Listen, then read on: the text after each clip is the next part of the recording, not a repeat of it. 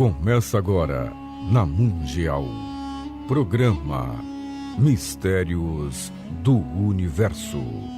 Criado e apresentado pelo pesquisador e professor Tony Hitchell, trazendo várias experiências descobertas através de suas iniciações vividas em diversos povos do mundo, revelando mistérios ocultos em sabedoria iniciática, física quântica, campos energéticos, história do universo e evolução humana, para você buscar sua prosperidade com a libertação e assim compreender o contexto atual do universo.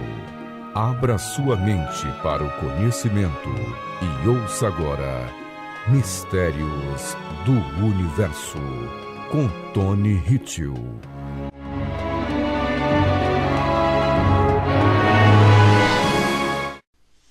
Boa noite, ouvintes da Rádio Mundial. Mais um programa Mistérios do Universo comigo, o professor e pesquisador de campos energéticos e física quântica, Tony Hitchell, trazendo essa homenagem à grande cidade de São Paulo.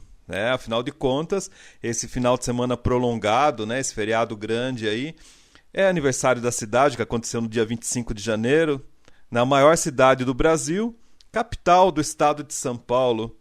E aí, por que não falar de São Paulo, né? Pessoas homenageiam São Paulo de todas as formas, né? Muita gente faz a vida em São Paulo. Falar de São Paulo é falar de evolução, de dinâmica.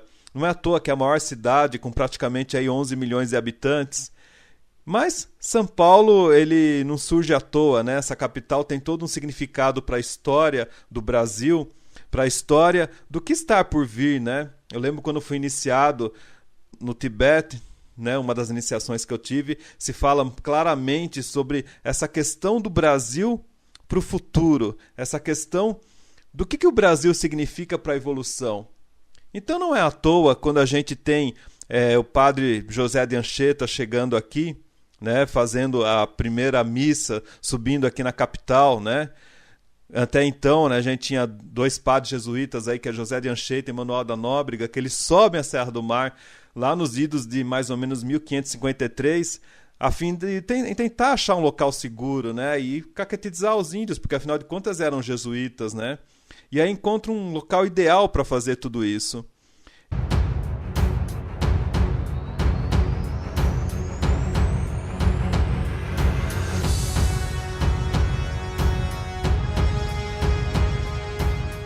E depois disso eles criam, né, um local chamado Pátio do Colégio, com a primeira missa, né, em cima da pequena colina. Fica mais ou menos ali na época, ficava entre o rio Tamanduateí e o Engabaú, né, que até hoje tem, mas hoje está numa forma muito mais urbanizada, não numa forma primata como estava antes, né, uma forma muito mais ligada à natureza. Afinal de contas, eles gostaram muito de fazer essa localidade para a primeira missa, porque tinha os ares frios, aquela coisa meio como era a Espanha, né? Bem temperado. Até eles falavam que era uma terra muito sadia e fresca de boas águas. Essa era a frase que eles falavam. E José de Anchieta, quando vem para o Brasil, ele vem num significado muito interessante. O que a gente precisa lembrar, né? Que então a Piratininga demorou praticamente aí 157 anos para se chamar São Paulo. E aí foi uma decisão que foi ratificada pelo rei de Portugal. E muita gente, né, lembra das histórias, né, que São Paulo era o ponto de partida de grandes acontecimentos que tivemos aqui no Brasil, né? Então, por isso que a gente fala que São Paulo tem todo um conhecimento iniciático, toda uma missão. Não é à toa na minha iniciação se fala muito de Brasil e principalmente de São Paulo. Eu tive vários programas aí que eu passei a importância do Brasil, mas também a importância dos índios, desde da colonização, mas muito antes, quando vem os fenícios no Brasil, os índios que estão aqui, né, antes dos portugueses, essa ligação do povo tupi com o pessoal do Peru, o caminho de Paraopeba, né, que passa, ele vem do litoral, né, ele atravessa e passa em sentido, é um caminho mais ou menos de 80 centímetros, ele vai até o Peru, então Tem umas coisas muito legais que eu falo sobre os índios em programas anteriores, você pode até ver lá no site webterapias.com.br e também no canal do YouTube, que chama Web Terapias. Mas é importante entender, né, que São Paulo tem uma importância. Não é apenas uma cidade, como todo mundo está deixando a desejar, uma coisa que se abandona, algo que simplesmente só fala que tem problemas, buracos, enchentes, crimes. Não, São Paulo tem um sentido iniciático muito forte. Então, desde essa época aí, né, dos jesuítas vindo fazer a catequização, de fazer todo o ensinamento do cristianismo aos índios, né?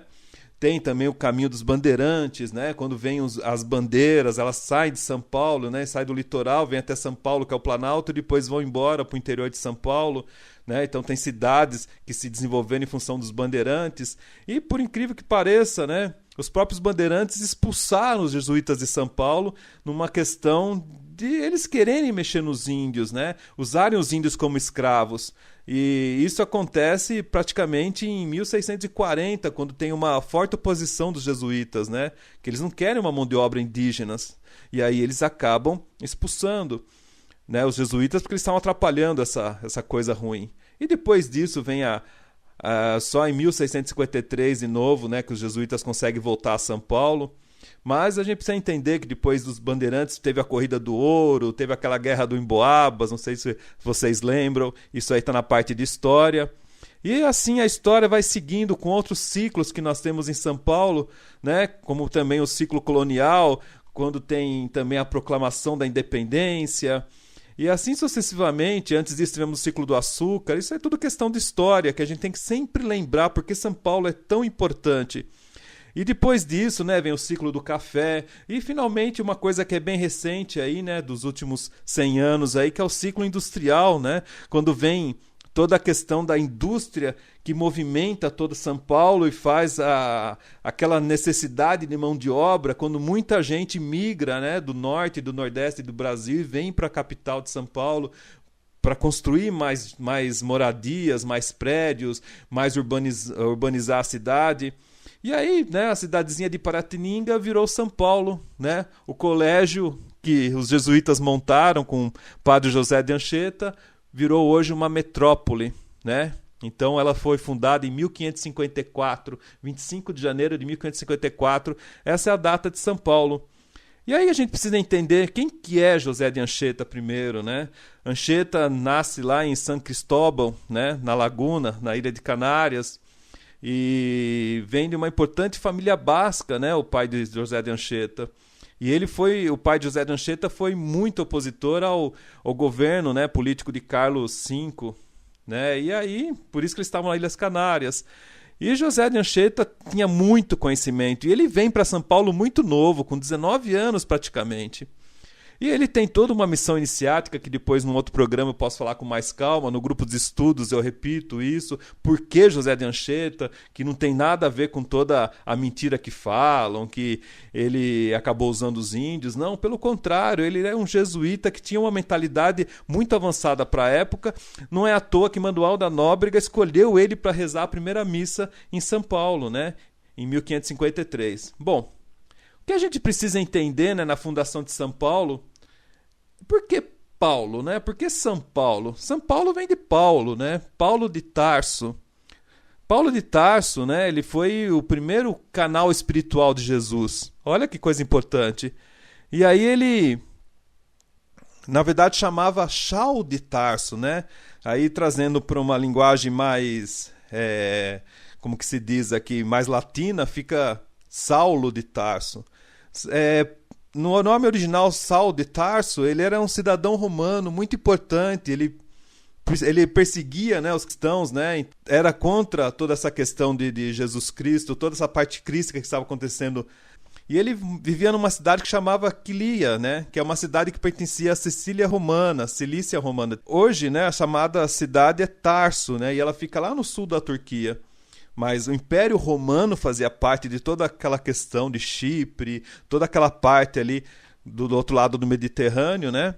E numa dessas viagens, né, o Saulo de Tarso era muito poderoso, ele tinha romanos em volta deles. Ele estava viajando a Damasco, então nessa viagem ele viu a figura que o que se tornaria seu mestre no futuro. Ele viu a figura de Cristo, que veio numa forma espiritual, na sua frente, numa grande luz. E ele caiu do cavalo e ficou cego por alguns dias, né? E nessa cegueira que ele teve, ele se cegou do mundo material para entrar no mundo interior. E aí ele recebe essa energia crística de uma forma bem metafísica, né? Ele adquiriu uma consciência e aí ele começa a identificar a sua missão. E aí, nisso, ele muda de Paulo. Ele muda de Saulo para o nome de Paulo, né? E assim ele cria um movimento que é o paulinismo, né? Que é um cristianismo mais arcaico, mais inicial, né? Na Igreja Católica. E lembrando, né? Porque ele muda de Saulo para Paulo? Porque a letra P, ela tem o poder de Mercúrio. O Mercúrio traz o poder da boca, o poder da fala, né?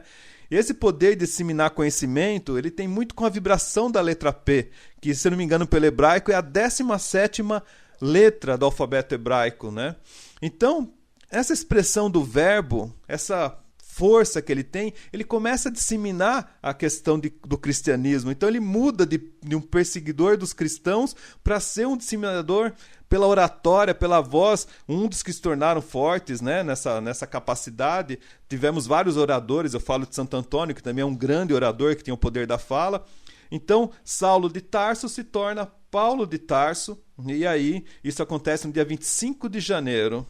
E para quem quiser saber um pouco mais, Paulo de Tarso ele se torna uma das reencarnações de Hilarion, né, que é o raio verde da grande fraternidade branca.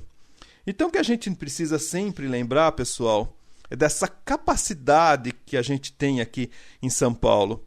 São Paulo, eu posso dizer que, como eu estudo física quântica e campos energéticos, ela tem eu posso dizer que São Paulo é quântico, né? Porque São Paulo tem o universo das possibilidades.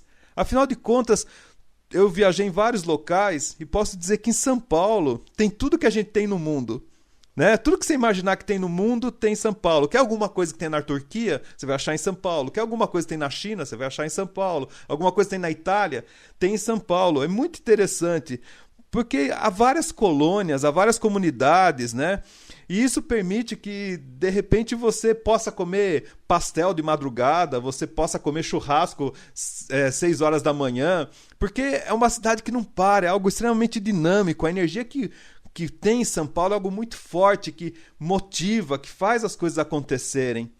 São Paulo tem bairros que são praticamente pequenas cidades do interior, né? Onde a pessoa, muitas vezes, ela não tem tempo de fazer um orçamento, fazer pesquisa de preço em outros bairros, porque tudo é muito longe, tudo é muito grande.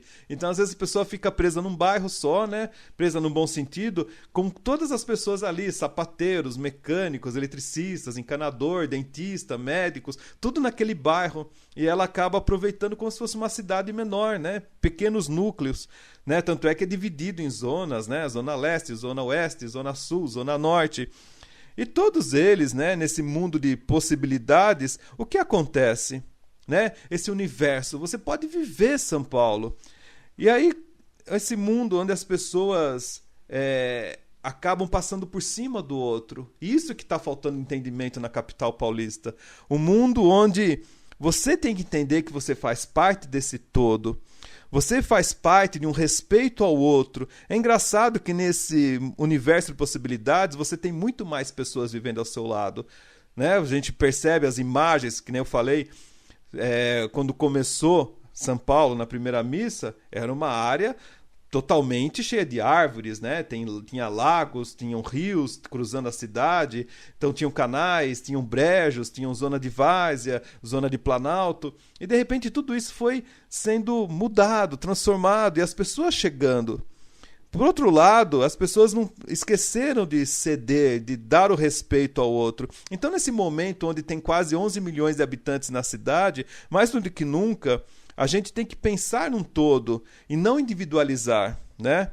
E quando a gente fala de energia, tudo deve fluir, né? No estudo de campo, de ambiente, que eu já fiz em São Paulo, a gente pode traduzir a capital paulista como um holocampo, né? Em que os setores devem se interagir e não bloquear. Não é só o trânsito que pode ser pesado e que não anda. Na verdade, há outras coisas na capital que não conversam entre si. Eu tive a experiência em viver em Brasília, viver em Curitiba. E nessa cidade a gente percebe que há uma fluidez diferente, né? Brasília, por exemplo, eu digo no plano piloto, não digo nas cidades satélites, mas o plano piloto é uma coisa muito bem bolada, né? É algo que funciona muito bem. E há diversas cidades no planeta que têm essa vibe, que têm essa tendência de tudo convergir entre si, de tudo conversar muito bem. Então, quando a gente fala, né, de energia, os campos têm que se ligar, né? Então, nessa questão de muitas pessoas juntas, toda energia deve se conectar. Então, qual que é a missão de um administrador dessa cidade, ou qual que é a missão de qualquer morador de São Paulo, ou qualquer visitante de São Paulo? Porque há muitos turistas, né? Há muitas pessoas que visitam São Paulo, quer queiram para um trabalho, quer queiram para adquirir um produto, quer queiram para conhecer um monumento, né? Então, você tem que interagir dessa maneira. O que a gente fala em campo energético não é também só com relação às pessoas, mas a comunicação entre ambientes, entre vias, entre empresas, né? Uma coisa que a gente faz, por exemplo, quando tem projetos de máquinas, né? Vamos transformar São Paulo numa máquina. A gente, apesar de ter toda aquela parafernália para uma máquina funcionar, né? Quem trabalha com engenharia sabe disso, né? Na mecatrônica tem bastante isso. Então você precisa de diversos dispositivos para uma determinada função acontecer no equipamento. Então fica aquela toda parafernália. Então, quando eu ensino meus funcionários, quando eu ensino meus alunos nessa área, eu sempre falava para eles e falo que você tem que pensar numa estética, não só na funcionalidade. A harmonia, né? Porque o bom gosto, a harmonia faz parte daquela máquina funcionar bem. Haja visto, por exemplo, hoje quando você compra um carro, né? Quando você abre o capô do carro, o que você vê ali no motor? Você vê uma capa, né, cobrindo o motor.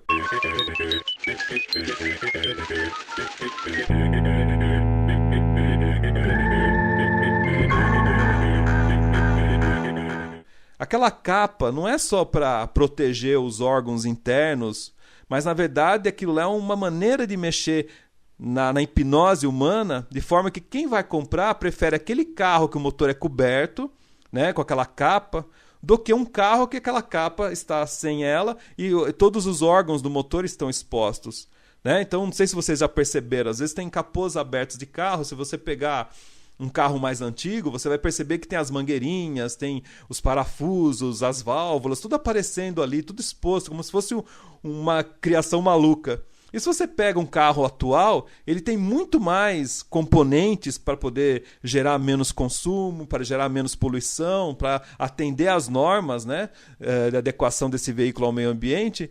Só que, por outro lado, os fabricantes colocam uma capa escondendo tudo isso. Olha que interessante. Então é óbvio que se a pessoa tiver a possibilidade de escolher, principalmente as mulheres, elas escolherão na cabeça dela esse carro que tem a capa porque é mais simples. E que tal a gente trazer essa hipnose para o dia a dia de São Paulo? Por exemplo, há calçadas em São Paulo que você não consegue andar, porque você tem postes que ocupam praticamente a calçada toda, né? Então você tem fios no alto, ao invés de ter uma parte embaixo, uma parte subterrânea dessa fiação. Então olha para a fiação de São Paulo, aquilo me incomoda. E sem perceber, essas coisas que a gente vê, né, as pichações, não digo grafite, mas a pichação, a parte da sujeira, a parte dos buracos, a parte de sinalização, a parte de árvores mal cuidadas, de casas feias, tudo isso gera uma hipnose. Isso é feng shui, né? Isso gera uma hipnose que leva as pessoas a uma loucura, a um estresse que você não está nem percebendo, né? Sem contar também a questão dos ruídos. Se você ficar em silêncio em São Paulo, isso é impossível. Eu estou aqui na Paulista, estou ouvindo as pessoas gritando e tudo mais. Então, pessoal, é o conselho que eu dou. Faça a sua parte, né? Não só mantendo a harmonia, mas mantendo a limpeza. Você que vem de vez em quando, ou você que vive em São Paulo, cuidado com o lixo, né? A gente sempre fala que o rio, por exemplo, o Tietê, não é a prefeitura que joga lixo lá dentro, né? Quem que joga esse lixo? Você vê um sofá flutuando ali, um pneu, não é a prefeitura que jogou. Tem também a participação das pessoas. Lembre-se dessa questão iniciática tão importante de São Paulo, que recebe o nome de São Paulo por essa questão do apóstolo Paulo, por José de Anchieta, que chega aqui, reza a primeira missa, por todas essas coisas lindas, por todos os movimentos que surgiram de São Paulo, por todas as expedições que saíram daqui. Se você olhar o mapa antigo, você vai ver o tamanho do estado de São Paulo, que era muito maior do que é hoje, e até Goiás praticamente. Então, vamos respeitar tudo isso, vamos continuar essa história de uma forma muito mais harmoniosa. Não dê margem à destruição, dê margem à evolução, porque afinal de contas, eu tenho certeza que quem está me ouvindo sente que está numa das maiores cidades quânticas do Brasil e na maior cidade quântica do planeta, onde todo o reino de possibilidades pode acontecer.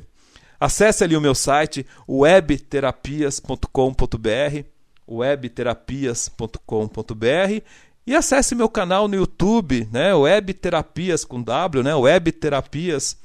Ali tem bastante vídeos, bastante informações, e esse vídeo também estará lá nesse canal, será publicado e você poderá ouvir muito melhor isso. E tem vídeos complementares de outros assuntos que eu falei, né, que vai esclarecer muita coisa para você. Então eu quero que você aproveite todo esse movimento de São Paulo, por você estar inserido nessa cidade maravilhosa. Eu estou aqui atendendo também em São Paulo. Os meus atendimentos têm a ver com a relocação quântica energética, que faz você acessar esse universo de possibilidades novamente, faz acender essa energia que tem no centro do seu centro, né? Também a consulta quântica presencial, que faz você ter uma evolução tremenda em cima dos potenciais que você tem de uma forma pessoal, individual. E também, como eu falei aqui, a consulta de ambientes. Eu dei um exemplo da grande cidade de São Paulo, mas você pode trazer essa harmonia que eu falo tanto aqui no seu dia a dia, na sua casa, no seu apartamento, em toda a sua empresa, em todos os locais que você imagina. Eu agradeço a todos, aproveite esse final de semana prolongado com essa consciência que 25 de janeiro não seja apenas um dia 25 qualquer ou um feriado prolongado, que seja a transformação da vida de vocês. Agradeço a toda a participação, agende as suas sessões de atendimento comigo, veja todo o meu trabalho ali no site Webterapias e ficamos até o próximo programa Mistérios do Universo, comigo, professor e pesquisador Tony Riccio. Honrara a todos e até o próximo programa Mistérios do Universo. Você ouviu na Mundial, programa Mistérios do Universo. O pesquisador e professor Tony Riccio, através de seus atendimentos, convida você a viver a experiência em buscar a sua prosperidade, sua evolução e sua libertação, compreendendo o contexto atual do universo e os potenciais que você pode alcançar. Para saber mais sobre o pesquisador e professor, acesse o site www.webterapias.com.br. Repetindo, www.webterapias.com.br.